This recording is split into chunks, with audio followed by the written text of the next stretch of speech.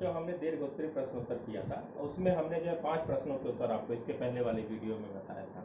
अब मैं बाकी बचे हुए 3 प्रश्नों की तरफ चलता हूँ और ये प्रश्न भी कुछ एक तरह से जो है पुराने प्रश्नों का ही जो है समावेश लिए हुए हैं, उनके उत्तरों का समावेश है।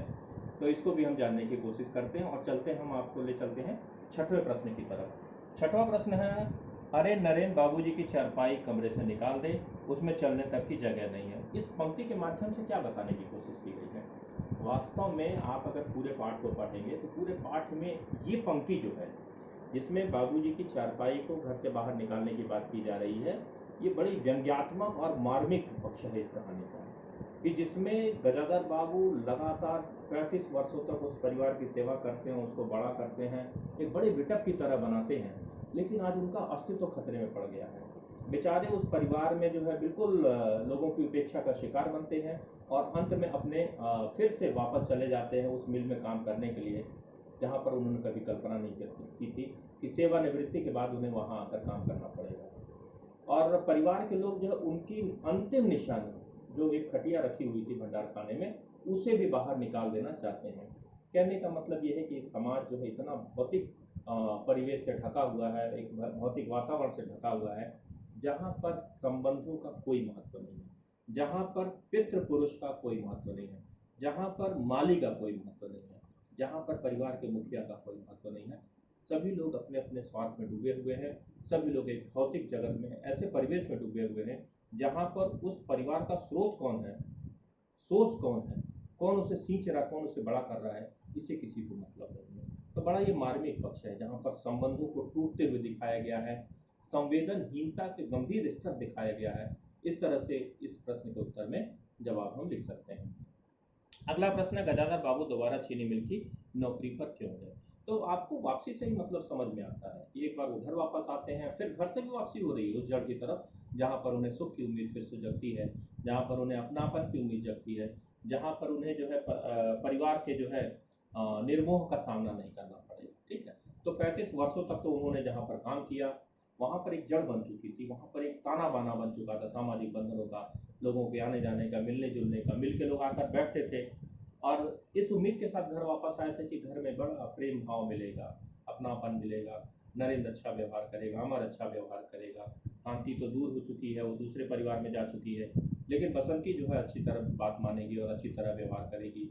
बड़ी बहू भी आ गई है, वो भी घर में सेवा करेगी, सत्कार करेगी। और सबसे बड़ी जो बात थी बेटा, वो ये थी कि कम से कम पत्नी, सारे लोग अगर निर्मोही हो जाते हैं, सारे लोग संवेदनहीन हो जाते हैं, तो भी पत्नी तो कम से कम प्रेम का आचरण करेगी, अच्छा व्यवहार करेगी, थोड़ा समय देगी, पास में बैठेगी, बातचीत करेगी, दुख सुख आपस में बट जाएगा। लेकिन ऐसा कुछ भी होता नहीं है और इन सब चीज़ों को लेकर जो है बड़े मर्माहत होते हैं, बहुत दुखी होते हैं। उन्हें लगता है कि अब इस घर में उनका कोई स्थान नहीं है, सभी लोग उपेक्षा कर रहे हैं। और जब ऐसी परिस्थिति आती है कि बड़ा बेटा अमर कह देता है कि बूढ़े व्यक्ति को तो चुपचाप पड़े रहना चाहिए, ये सब बातें उनके मन को बड़ी कचोटती हैं और अंत में उन्हें लगता है कि इस घर को छोड़ देना ही बेहतर है। और इसी कारण से वो उस घर को छोड़कर फिर जो है उसी चीनी मिल में चले जाते हैं, जहाँ के मजदूर आकर उनके पास बैठा करते थे, बातचीत किया करते थे और सोच इसी उम्मीद के साथ जाते हैं कि वहीं पर उनका ठिकाना है, वहीं पर उनका नया एक बसेरा है। तो ये एक प्रश्न हो गया। और अंतिम प्रश्न, इस कहानी का उद्देश्य क्या है? इस कहानी को लिखने का मतलब क्या है, उद्देश्य क्या है, इसका क्या संदेश है इसका?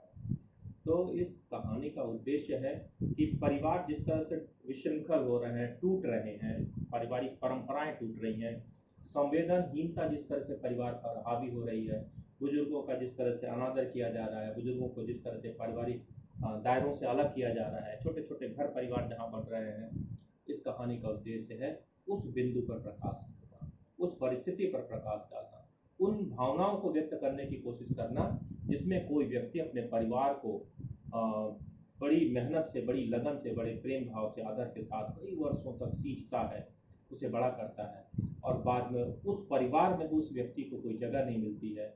ये वास्तव में ऐसी मार्मिक कहानी है और यही इस कहानी का उद्देश्य है। वास्तव में ये कहानी मात्र एक कहानी नहीं है, ये पूरे हमारे भारतीय समाज का एक चित्रण है, जिसमें इस तरह की परिस्थितियां प्रायः हर एक घर के बाद दिखाई देती है, जहां पर बुजुर्गों का अपमान और अनादर होता है।